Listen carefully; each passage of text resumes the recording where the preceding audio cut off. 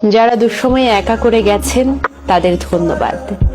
আপনারা ওইভাবে ছেড়ে না গেলে আমি বুঝতেই পারতাম না লড়াই কি, জীবন কি।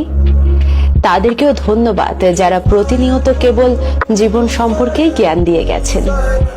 রাত ভোর অন্যের যন্ত্রণার গল্প শোনার চাইতে ঘুমিয়ে যাওয়া যে ঢের ভালো, এই রিয়েলাইজেশনটা আপনাদের দেওয়ার শিক্ষা থেকে অর্জন করেছি। নিঃস্বার্থে কারো পাশে থাকার আগে যে হাজারবার ভাবা উচিত, এটাও আপনারা শিখিয়েছেন। নির্দিষ্ট একটা সীমা পর্যন্ত মানুষের সঙ্গে মেলামেশা করা, অল্প কথা বলা আপনাদের দেয়া শিক্ষা। কাউকে ঝড়ের কবল থেকে বাঁচাতে গিয়ে যে নিজের প্রাণটাও যেতে পারে, এই বিষয়ে সচেতন হতে শিখিয়েছেন আপনারাই।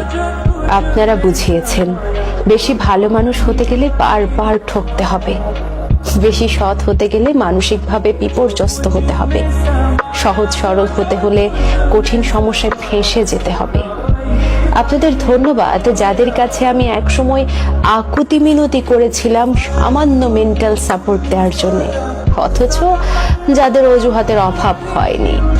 শুনুন, দুঃসময় কেটে যাবে, কিন্তু খারাপ আচরণ, অজুহাত ও আপনাদের অশিক্ষার থেকে খুঁজে পাওয়া শিক্ষাগুলো সারা জীবনের জন্য মনে দাগ কেটে যাবে, যা কোনোদিন ভোলা যায় না। চাইছি না আপনাদের সঙ্গে খারাপ হোক, কিন্তু আমিও বিশ্বাস করি এই কালেরটা এই কালে।